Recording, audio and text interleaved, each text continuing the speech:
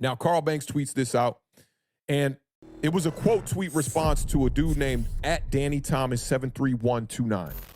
And that dude said, Daniel Jones is not it, man, in response to Carl Banks. And he posted a Photoshop picture of Drake May in a New York Giants uniform, right?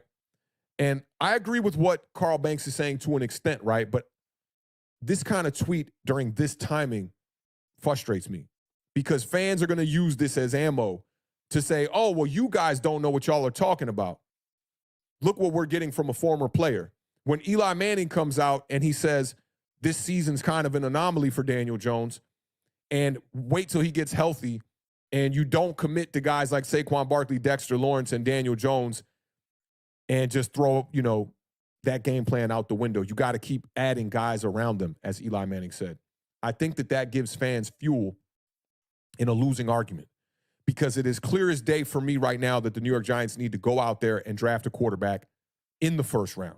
Not just draft a quarterback in the first round. Now, you cannot go out here and ignore the most important position. You don't wait until everything is perfect to go out there and then draft your quarterback. Look at how that's working for teams like the Pittsburgh Steelers, who have hella talent around Kenny Pickett. When you look at that wide receiver core over there, they spent, they got Deontay Johnson. They spent draft capital on George Pickens. They had Chase Claypool over there, who, that didn't work out. But those are three good weapons. Then they spent first-round draft capital, I believe, on Freiermuth. They got Najee Harris in the backfield. I forget where he was drafted. But that's a great young core around the quarterback. But when they wanted to go draft a quarterback, all you could go out there and get was Kenny Pickett or Malik Willis. I think they would have done themselves a service by going with the bridge quarterback like a Jacoby Brissett, which they tried to do, though, so I can't fault them. They tried to bring in Mitchell Trubisky, and Mitch is just kind of cooked. That's just what it is. Mitch is just cooked. So timing is so pivotal to what happens when it's time to draft your quarterback. Now, I wanted to bring up another tweet from a fellow Giants content creator, Mike Too Nice.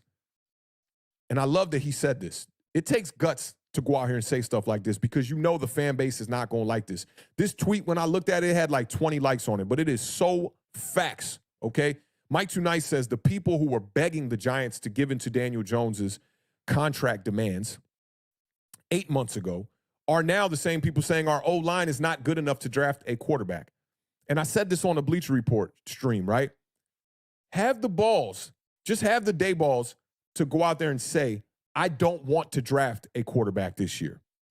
Don't go out here trying to knock these young 21-year-olds, 24-year-olds in Michael Penix's case, saying, I watched him this past weekend, and that guy's not good.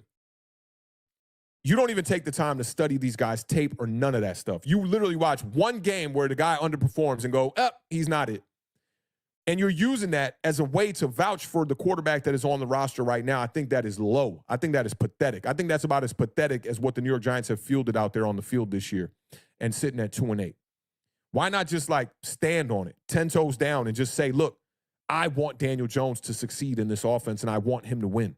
And just stick with that rather than trying to tiptoe around it and be like, the next quarterback's going to fail in here too. The analogy that I've been making lately on Twitter is what y'all are doing is essentially saying you're in the stands at a basketball game, call it the New York Knicks game, right? You're in the stands and they call on your seat number to come down and shoot a shot from half court to win $100K. And you say, I'm scared to shoot my shot. I don't want to be embarrassed in front of all these people and airball the shot and be a meme on YouTube and all that stuff. So I'm not going to shoot my shot. You'd be a damn fool to not go out there and shoot that shot from half court and possibly get about $100K or whatever it may be and change your life on that. You will be a damn fool. So I've been using that analogy because right now the New York Giants are in prime position and poised to get one of these top picks. You will be a fool to draft out of it or to go out there or to trade out of it or to go out there and not spend that on the most important position in football. I think that would be an egregious mistake. And shout out to Mike Too Nice for, bringing this to my attention and wording the tweet so perfectly. Because if you try to build the whole team around the quarterback, and then when you go to draft your quarterback, what if you get a draft class like 2014 where it's Blake Bortles, Teddy Bridgewater, and Johnny Manziel in the first round, and you waste your first-round draft pick on that? Or you go in a draft and E.J. Manuel's the only option as a first-round draft pick, or Kenny Pickett.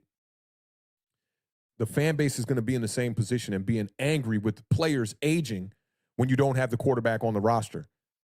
Thank God for the San Francisco 49ers, who made an egregious mistake by drafting Trey Lance, in my opinion, because that roster was ready to win now.